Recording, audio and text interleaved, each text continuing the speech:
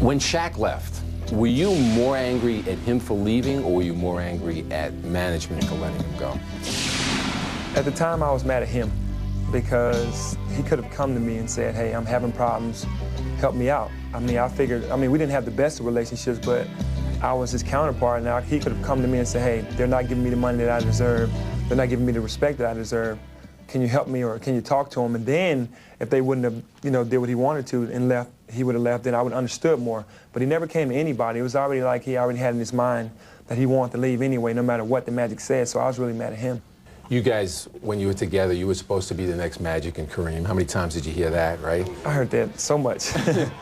But it seems like nowadays it's very difficult to have two superstars on the same team. Even out in LA with Kobe and Shaq, I mean, people are saying, hey, very difficult for them to coexist.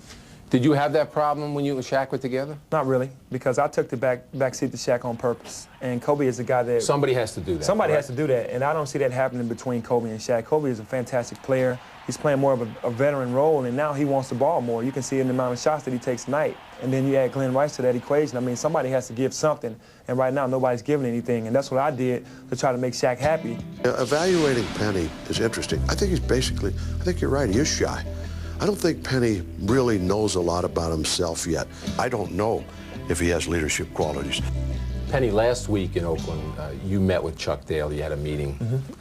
For the first time, you guys actually got private behind closed doors. Who initiated that meeting? Coach Daly did. We had an awful game in Dallas, and we had just lost 3 games in a row. And me being the captain, he wanted to talk to me about some stuff and really just let all the air out of what we had going between ourselves as far as non-communicating. We wanted to start communicating. Who's supposed to communicate?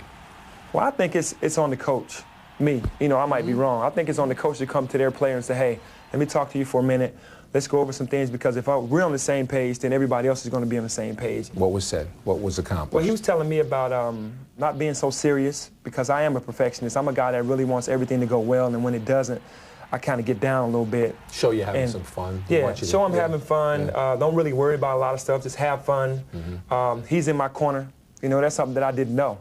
He's like, I'm with you. I love all the qualities about you I never told you.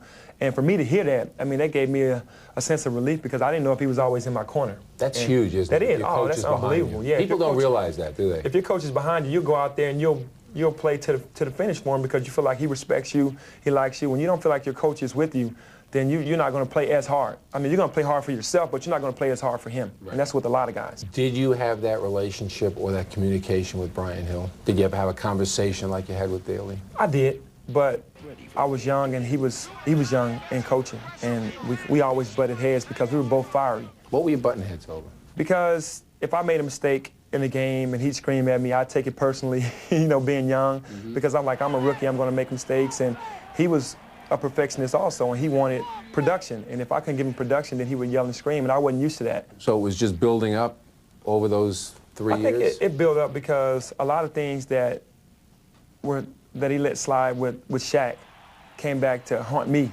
Everything that I did was always wrong, and that's why I, kept feeling bad about it, and I kept holding it in, and I would never go to him and express that, hey, you're on me too much, I'm trying hard as I can, give me a break. I never did that. That's what I should have done.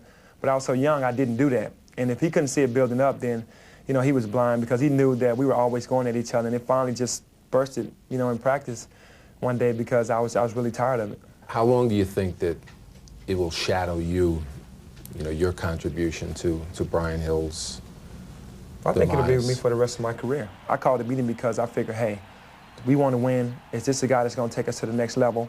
Everybody had their say-so. Everybody said what they had to say. And I was the only one that admitted to saying what I said, and everybody else denied what they said, so everybody put the onus on me. So I took that, and I just have to take that for the rest of my career. I was being a man by saying that I did say what I said, because at that time, that's how I felt. And nobody else stuck behind me, and I was left out there alone.